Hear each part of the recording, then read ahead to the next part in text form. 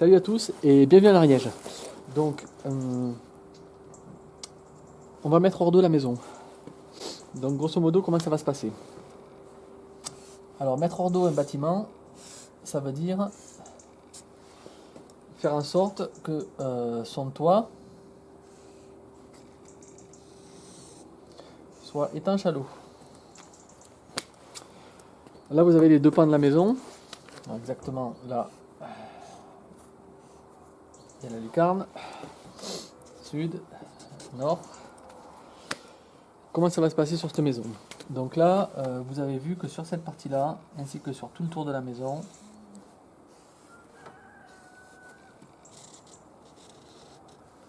c'est voligé. C'est le débord de toit à l'extérieur du mur grade. Ok? Il ne reste plus que la partie habitable à isoler, à mettre hors d'eau, avec des panneaux de fibre de bois.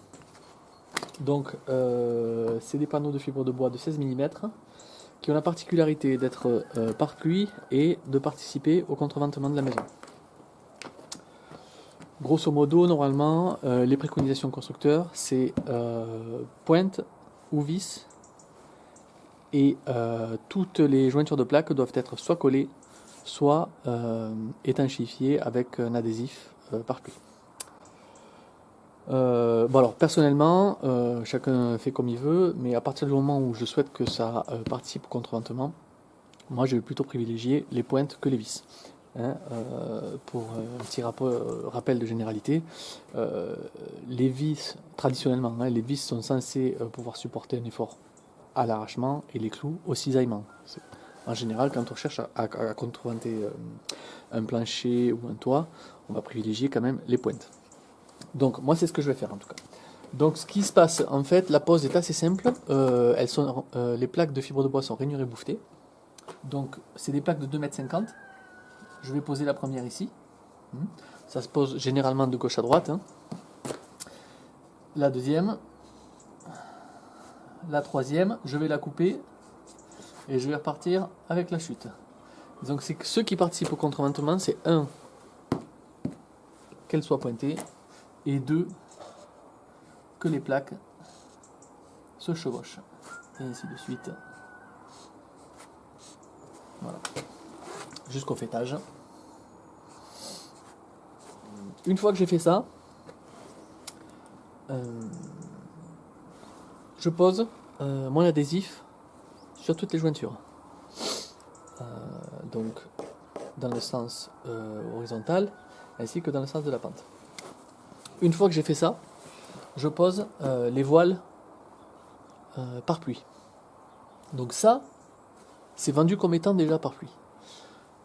Moi j'ai toujours considéré ça comme un élément contreventant du toit plus qu'un pare-pluie. Mais bon.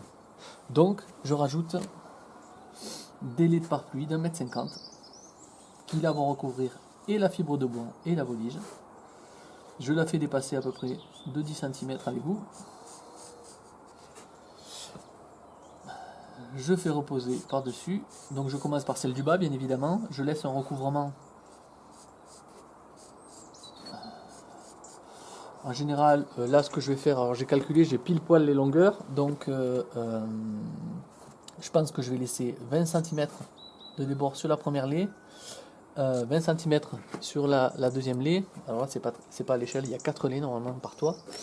Donc je vais laisser 20 cm sur les 3 premières lais et 15 cm pour avoir quand même un recouvrement au fêtage. J'aurai un recouvrement quand j'aurai fait le versant nord et un recouvrement quand j'aurai fait le versant sud. Bien sûr, je vais commencer par le versant nord parce qu'il me tarde de le mettre au dos relativement rapidement. Ceci étant dit, une fois que j'ai mis mes laits de pare-pluie, là-dessous en vert, vous voyez les chevrons. Ok, tout le monde suit. Donc vous voyez les chevrons. Je vais poser des lambourdes sur chaque chevron. Ça va tenir le pare-pluie et ça va permettre la ventilation sous toiture. Ça fait complètement partie de la performance thermique de l'isolation du toit, quoi. Donc à ce titre d'ailleurs, hein, pour qu'il y ait une bonne ventilation, il y aura aussi des chatières sur le toit. Donc c'est un toit d'à peu près 130 mètres carrés. Hein, donc il est préconisé à peu près pour cette surface-là entre 8 et 10 chatières. Voilà. Donc grosso modo, une en bas de pente, une un peu plus haut. Donc ça, une fois qu'on aura fait tout ça, ce sera hors d'eau. Donc là, on guettera après les premières pluies, on jettera un œil si vraiment tout va bien, s'il n'y a pas quelconque infiltration. Une fois que j'aurai fait la face nord, nickel, fini, je passerai à la face sud. La face sud, il y aura quelques petits trucs à faire. Il y aura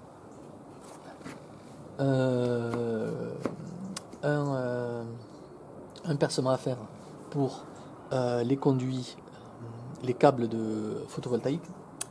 Il y aura les vents de la maison. Il y aura la trémie du poêle. Et il y aura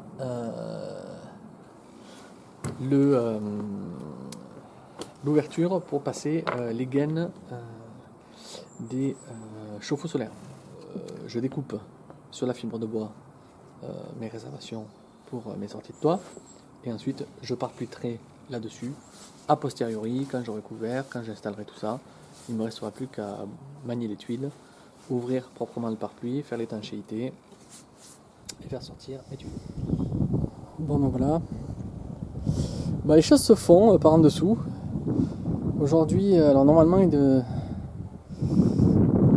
devions être deux. Parce que c'est vrai que pour s'attacher, descendre, chercher une plaque, remonter avec une plaque de 2,50 m, vraiment là, c'est quand même compliqué. Du coup, j'étais un peu bloqué aujourd'hui, puis j'ai commencé à mettre un rang, deux rangs, et par en dessous, ça prend du temps, hein. Mais là je suis sur l'échelle, je suis adossé au étage. Voilà, vous voyez. Eh bien, ça se fait, et l'air de rien, le pan nord a bien avancé. Alors il est pas.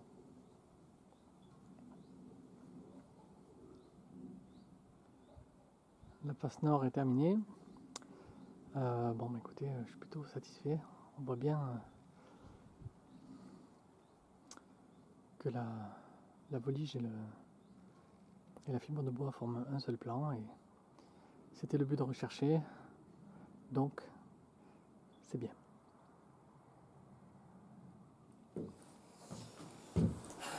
Ok, aujourd'hui on finit de mettre la maison hors d'eau avec l'anou qui reste à découper avec les panneaux de fibre de bois. Donc il reste la fin du versant sud ainsi que les deux pans de l'anou. Une fois ça terminé, je commence à passer l'adhésif par pluie sur toutes les jointures de toutes les plaques, sur les deux faces, sur l'anou. Donc qu'est-ce que c'est, hein? C'est une espèce d'adhésif bleu, hein, que l'on met bien à plaquer, hein, qu'on maroufle bien sur toutes les jointures de plaques pour que ça finisse de faire l'étanchéité. Une fois qu'on a fait ça, ici sur cette maison, comme dirait un ami, c'est ceinture bretelle, on rajoute un pare-pluie classique, hein, un voile étanche. Donc par-dessus la fibre de bois. On l'embaume. J'ai bientôt terminé. Oui, autre chose là, peut-être vous pouvez remarquer qu'il est bon de repérer ces chevrons.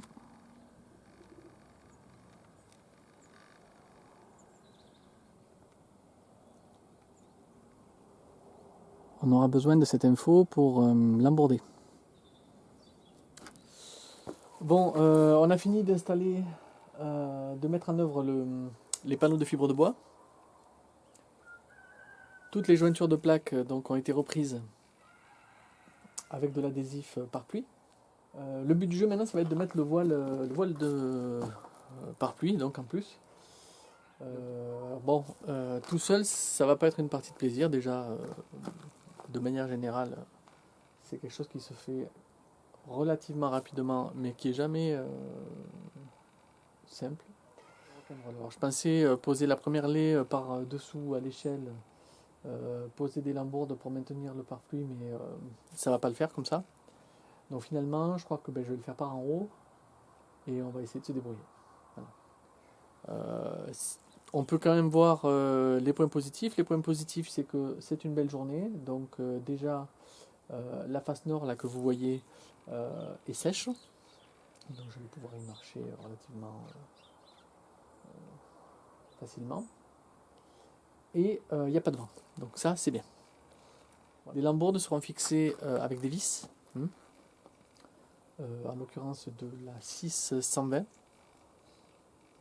Et grosso modo tous les 50-75 cm sur les chevrons. Voilà, donc on boit l'infus tranquillement et puis on va s'y attaquer.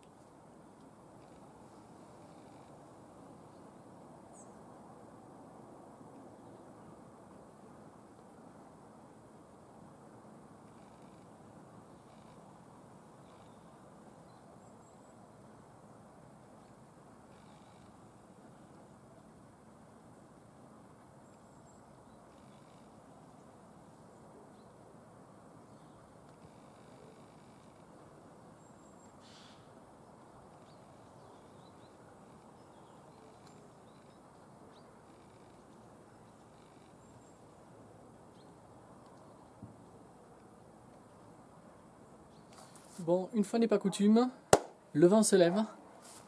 J'ai juste pris 10 minutes pour me restaurer un petit peu, boire un coup.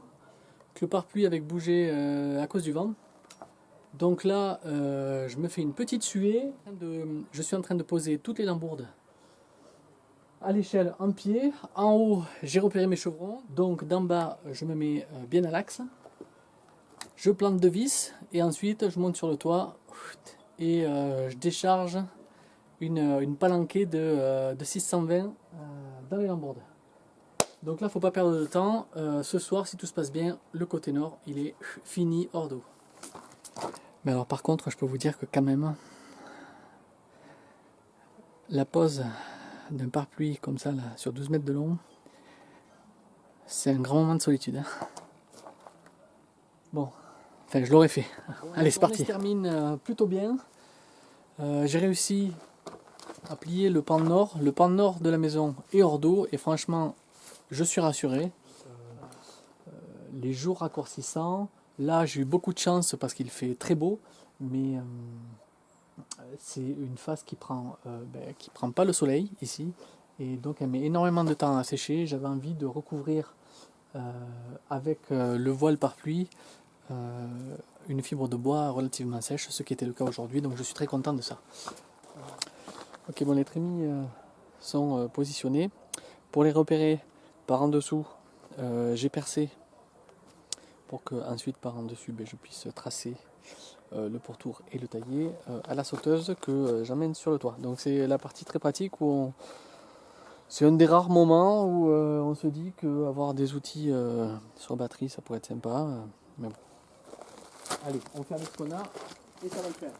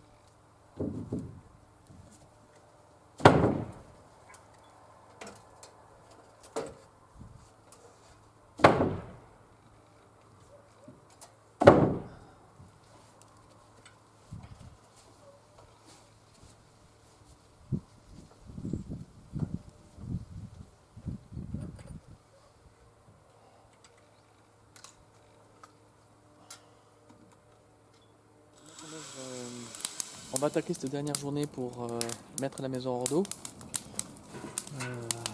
Donc c'est une matinée particulièrement fraîche, donc je commence par me réchauffer un petit peu. Je vais profiter du gel qu'il y a sur le toit pour finir le débit des lambourdes pour ce qui concernera la lucarne. Et ensuite, la dernière phase sera de monter sur le toit et placer tout ça au mieux pour recevoir le latage donc, par rapport au tuyau. Donc là, la lucarne est terminée. Il ne reste plus qu'à recevoir les lithos et calculer le pureau des tuiles. Voilà. Donc là, je vais finir. Il ne me reste plus qu'à finir de lambourder les longueurs qui restent là au niveau du faîtage. Ensuite, je vérifie qu'il y a à peu près toutes les vis partout. Et ce sera bon pour cette étape-là. Vous avez sûrement remarqué, si vous avez déjà observé des lucarnes, quelles qu'elles soient, que leur jonction, le raccord de comble qu'il y a entre les rampants, c'est-à-dire donc la jonction des pentes, sont souvent zingués. Pour faire plaquer ce zinc, il faut le fixer, et donc il faut le fixer sur un latage, souvent soit en volige, soit en litho en fait. Donc là, ce qui va se passer, c'est que vous avez les deux pans qui sont représentés ici, le latage pour les tuiles, le pureau quoi, et en fait je vais rétrécir et mettre une plus grande quantité de litho aux abords des deux nous pour pouvoir poser mes plaques de zinc et pouvoir les fixer, les pointer dessus.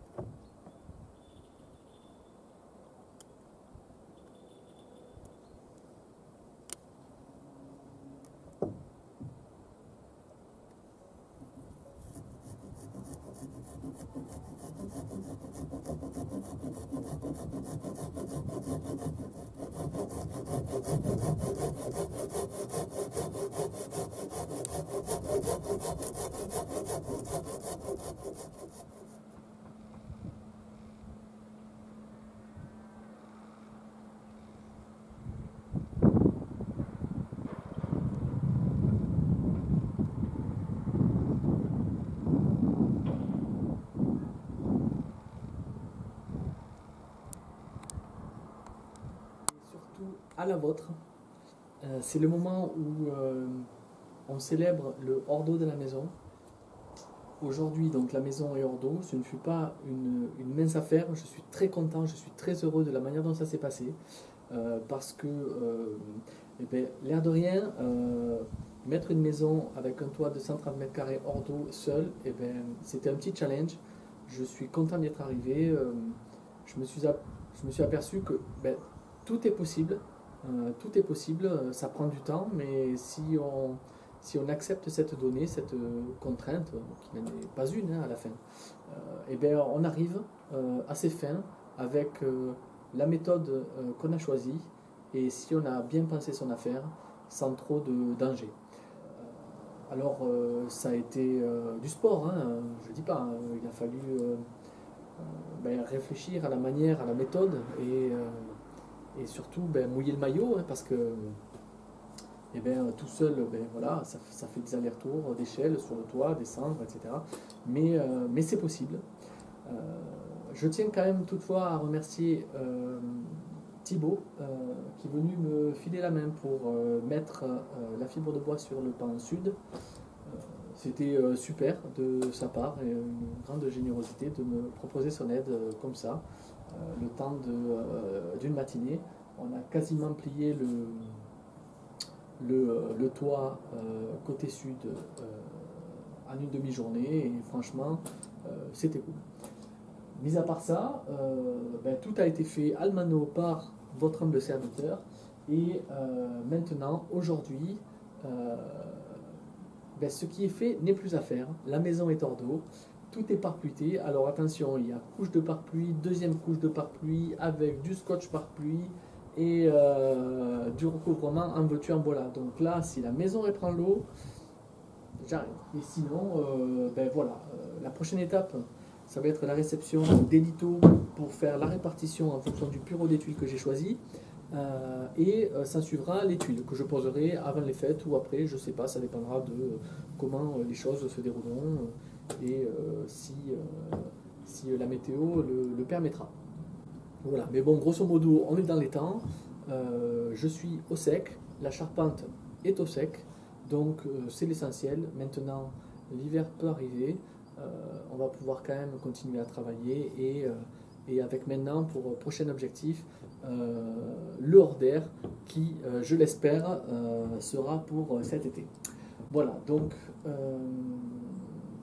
je vous remercie pour encore une fois votre participation sur cette chaîne. Vous êtes de plus en plus actifs et c'est génial.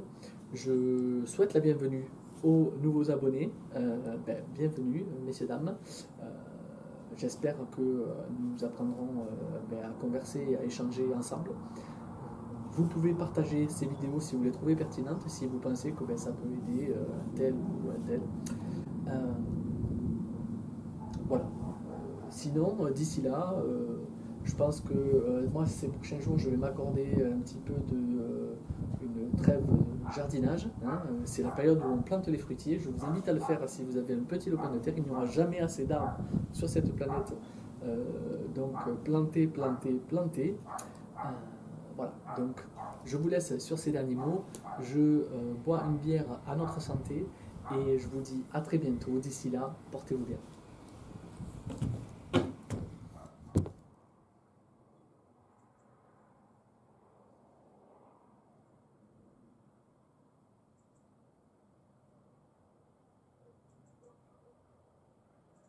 Une dernière chose, j'ai une petite pensée pour Franck. Franck, c'est le stagiaire que vous avez vu sur les vidéos comme le colombage ou l'assemblage des fermes. Franck, même ton petit abri est levé et est hors d'eau. Donc bravo pour ce travail. Tout s'est bien passé en termes de niveau, en termes de pente. On est ok, c'est super, tu as fait du bon boulot. Donc merci à toi, j'espère que tu vas bien et puis à la revoyure. Ciao.